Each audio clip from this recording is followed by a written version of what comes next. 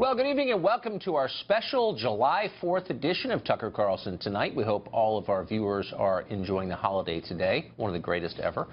We're halfway through 2017, and in that span we've had to spend a lot of time talking about Russian hacking, even though, as you may have noticed, no evidence at all has emerged that Russian agents were indeed responsible for altering the results of last fall's election. To give you an idea of how little has happened, consider this interview we conducted with Congressman Adam Schiff of Burbank, California, back in December. We could have had the same interview tonight, and not much would have changed. These hacks were of such seriousness, they could not have taken place without the approval at the highest levels of the Kremlin. That's speculation, and we've seen a lot. Well, it is speculation. It is not speculation. You can only say speculation. It's a statement of fact? It is a statement of the intelligence community's best assessment, okay. and you can quarrel with that because there's a political reason to do it, but this is what the intelligence professionals are saying. Well, they've told us a lot. You know, I've lived seriously. here a long time. I remember vividly the massive stockpiles of WMD in Iraq, which the intelligence community assured us were there, and they weren't. So, pardon me for my skepticism. I think it's a patriotic position. But let me just say this: we know. Tucker, let me just say this: you don't have to take my word for it. You don't have to take I've been following this. Here's what I don't get. There's been a lot of hacking. Ask the Republican members of the Intelligence Committee. But here we've had hacking think this is in dispute. of the Pentagon, the White House, the State Department. The CIA director's personal email was hacked. We think in some cases by Russia. I don't remember you holding a press conference and saying, hey, Obama administration, your cybersecurity is pathetic. How specifically did the Russians make this election outcome different from what it would have been otherwise? How specifically did they, quote, hack our democracy? We will never know, whether this was determinative any more than Director Comey's involvement in the election. The means they used were hacking into democratic institutions and the leaking of documents designed in the primary process to sow division between the Clinton and Sanders camps, something we saw actually took place as a result of that. And then in the general election to attempt to discredit Secretary of State Clinton in a way that would harm her and would help Donald Trump. How did they do that? Well, it was pretty obvious, wasn't it? They hacked, they released documents that were real. Oh, yes, they were real, and they were ones that were damaging to Secretary Clinton. Can you point to documents that they disclosed that were damaging to the Republican Party? Let's just get to the bottom line. You're upset because you think this affected the election. I get why you're upset. But are you arguing that voters, and other reasons too, but are you arguing that voters should not have seen that information? This is an important point, though. It's not just the fact that it damaged the candidate I was supporting.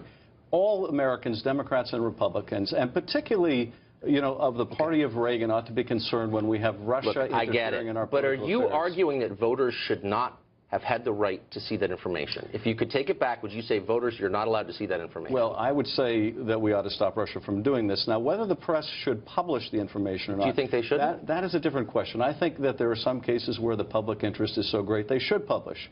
But I also think, and this was an issue I took with the press during the campaign, that when they do publish information that the Russians have hacked and the Russians want us to see, they ought to inform the public of the provenance of those emails. But they don't know it, and neither do you. You don't know that. You don't know that the government. I think it's really irresponsible for you to say you know that the Putin government did this. You know what is irresponsible, Tucker, for you to make that claim without looking at the evidence, and more importantly, you can't say that you know the Putin government did that. More importantly, for the president-elect today, to say that he doesn't know whether the Russians... Look, you're on the Intel Committee. Let me just ask you one final question. Can you look right into the camera and say, I know for a fact the government of Vladimir Putin was behind the hacks of John Podesta's email? Absolutely. The government of Vladimir Putin was behind the hacks of our institution and the dumping of information. Of John Podesta's email? Not only in the United States, but also in Europe. Okay, you're not, you know what, you're dodging. And Tucker, so look and say, I know they did. John Podesta's emails, they hacked those. And I think that Ronald Reagan will be rolling over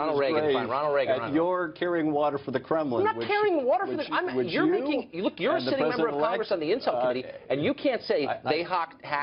You're gonna have to move your show to RT Russian television because you know what? This That's is perfect. Just so this is perfectly beneath your placed. office because it's so dumb and you're being duplicitous. I'm asking you, did they hack Podesta's emails? And you can't say it. Personal insults like that, Tucker. You just said I was carrying. You said I was carrying water for Putin. That's pretty hilarious. When you essentially are an apologist for the Kremlin, that's what you're doing. I'm going to apologize one last time, Congressman. look into the camera and say they hacked John Podesta's emails. We know for a fact that Putin's government did that. You can't, and you know you can't, and you're hiding behind weasel words. I just said that the say they hacked John Podesta's emails. Russians, I'm not going to be specific as to because you don't know it. That's why. All right. Done. One. You don't know it, and you're alleging it Tucker, without any evidence, and it's wrong. You're ignoring the evidence because you don't care. The fact that it helped the Republican candidate is all you need to know, apparently. That's totally false. I just think if you're going to make a serious allegation about an actual country with an actual government, you ought to know what you're talking about, and you don't. I think that you ought to accept. I got to go. I'm taking cash from Putin now. I'm on RT. Republicans on the Intelligence Committee have seen for a fact. If you could say it, you would, and you can't. And you know that. If you're willing to be in denial about this because it suits a Republican-elect president. Okay, whatever. You can blather on all you want, man, but I gave you a chance to state it clearly, and you wouldn't, which tells you everything you know. You all right. Or a president-elect. Okay. Not very much, apparently. I appreciate that, Congressman. And now I need to take a call from Vladimir Putin, so I'm going to put you on hold for 1 second. Well, Congressman Schiff wasn't the only one who couldn't provide a scintilla of evidence of Russian collusion. We brought a parade of Democrats onto the show over the months we've been on the air. And while all of them are happy to promote conspiracy theories, some of them real tinfoil hat stuff, none of them has provided any evidence to back them up. We are focusing to make sure that our republic is secure because of the extraordinary intervention by a hostile foreign power. You're selling crap to your voters, and you know that. You're telling them that all their problems can be explained by Vladimir Putin's intervention into American politics. That's 100% not and it's true. insane, and it's sad, and they believe you because they trust you, but you're lying to them. We are literally going out there and campaigning every day on health care. That's what our candidates are going out there and talking to people about. That's what members of Congress are spending their time focusing on. I mean, if you turn on the TV really, because I live here, I host a cable show in this city, and I can promise you that every person I talk to on the left is totally absorbed in the Russia story, and this poll, on which this whole segment is predicated, proves that it's true. Look, you heard the FBI director today say that Vladimir Putin hated Hillary Clinton, hated her. He personally hated her, and that's why he sought her defeat in the election. How do you think he made that up? Or do you think I don't know the answer. I'm asking you as a member of the Intel Committee. Yeah. How would he know something like that? I don't know what I think about things. We don't even know ourselves. How could he possibly know the innermost thoughts of the Why are we really here? I mean, it's a serious question. Why would he allege something like that? How could he possibly know that? Because of intelligence reporting. Based on what?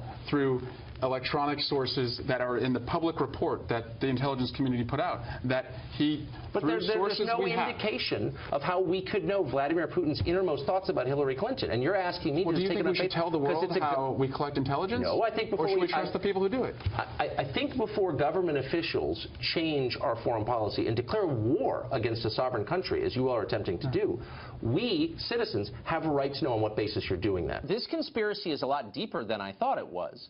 So you're saying, I mean, it's one thing to say, okay, members of the Trump administration met with Russian officials. That kind of thing happens a lot. Maybe it's ominous, maybe it's not.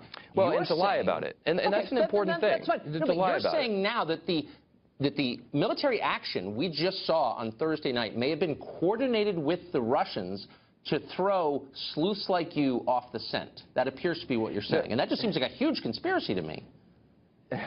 Well, it's a conspiracy if it's a conspiracy, but the reality is I'm just giving it to you as a plausible explanation. No, and that's why I said I'm not going to confirm it. Look, I know you would love for me to say that and confirm it. I'm just saying that there are people who think that. The truth is Jeff Sessions had nothing to do with Russia hacking into various computer systems, and there's no evidence to suggest otherwise. So why continue the charade? Tucker, what we know is that the Russians were laser-focused on lifting the sanctions against their regime as a result of the invasion of Crimea and Ukraine. They were successful in having the Republican Party platform changed. We don't know how or why. We should. That's ridiculous. Let me finish. That's absurd. Excuse me. No, you're saying things are just dumb. We don't know that. No, I mean, they did change the platform, and we don't know why. The platform committee. I was there. I didn't see any. Was Kislyak there? I didn't see any Russians in the platform committee. Excuse me. We know the platform committee was changed, and that was an objective. Because of the Russians. Were they in the meeting? I didn't say that. If I did, I said we should find out why it was changed. But here's the point. No, you just said the Russians got it changed in the Republican platform. Well, then I misspoke. You don't know that. No, I wouldn't make that allegation, but we ought to get to the bottom of it. No, listen to me.